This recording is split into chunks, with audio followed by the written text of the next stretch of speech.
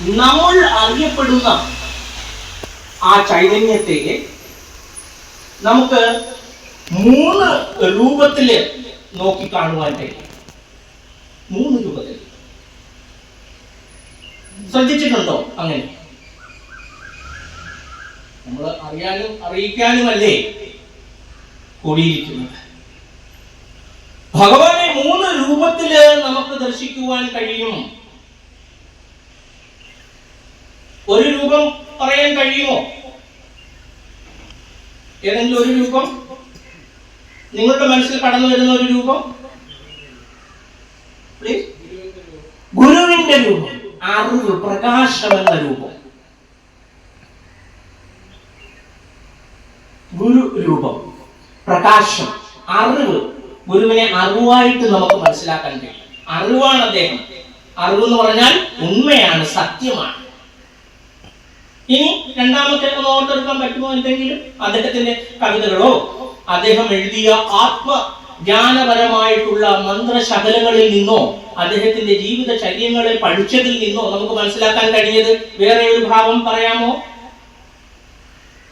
ഒന്ന് പറഞ്ഞു, ഗുരു വളരെ ആപ്റ്റായിട്ടുള്ളതാണ്. ഇനി അടുത്തത് അതെ, പരബ്രഹ്മം, ശിവ അവതാരം പൂണ്ട പരബ്രഹ്മം, ഗുരു സാക്ഷാത് പരബ്രഹ്മം. ഒന്ന് ഗുരുവായി. ഗുരു എന്ന് പറഞ്ഞാൽ ഗു ഇരുട്ട്, രു ഇരുട്ടിനെ മാറ്റുന്നതെന്തോ, അന്ധകാരത്തെ മാറ്റുന്നതെന്തോ, അതാണ് ഗുരു. അജ്ഞാനതയെ മാറ്റുന്നതെന്തോ, അതാണ് ഗുരു. അത് നമ്മൾക്ക് മനസ്സിലായി. രണ്ടാമത്തത് പരബ്രഹ്മമാണെന്ന് നമുക്ക് മനസ്സിലാകുന്നുണ്ട്. ആ പരബ്രഹ്മം ശിവ അവതാരം പൂണ്ട പരബ്രഹ്മമാണ്. അതിനെ കുറിച്ച് നമുക്ക് മനസ്സിലാക്കാം. ഇനി മറ്റൊരു രൂപത്തിൽ നമ്മൾ എന്താണ് മനസ്സിലാക്കുന്നത്? തീർച്ചയായിട്ടും ആത്മമതമുള്ള അദ്വൈത ബ്രഹ്മഭക്തനായ നരജാതിയിൽ പിറന്ന മനുഷ്യൻ.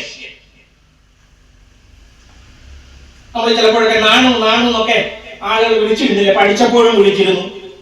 നാണനോട് പറയൂ, നാണുവിനെ വിളിക്കൂ, നാണു നീ അങ്ങനെ ചെയ്യരുത്. അതാരാണ്? മനുഷ്യനാണ്. ആത്മമതമുള്ള അദ്വൈത ബ്രഹ്മഭക്തനായ, എങ്ങനെയുള്ള ദൈവഭക്തൻ? അദ്വൈത ബ്രഹ്മഭക്തനായ ഏത് ജാതിയിൽ പിറന്നാണ്? നരജാതിയിൽ പിറന്ന മനുഷ്യനായി ഭഗവാനെ നമുക്ക് കാണാം. ഭഗവാൻ ഭൂമിയിൽ ജനിച്ചില്ലേ? അപ്പൊ മനുഷ്യനായി ജനിച്ചില്ലേ? എന്തിനാണ് ജനിച്ചത്? മനുഷ്യനായി. മനുഷ്യനിടയിൽ മനുഷ്യനായി ജനിച്ചാലല്ലേ മനുഷ്യനോട് മനുഷ്യരൂപേണ മനുഷ്യനായി മനുഷ്യ സ്വഭാവത്തിൽ പറഞ്ഞ് മനസ്സിലാക്കി തരാൻ കഴിയുകയുള്ളൂ എന്നുള്ളത് കൊണ്ട് തന്നെ ശിവഭഗവാൻ മനുഷ്യരൂപത്തിൽ മനുഷ്യർക്കിടയിൽ ദേഹധാരിയായി പിറന്നു.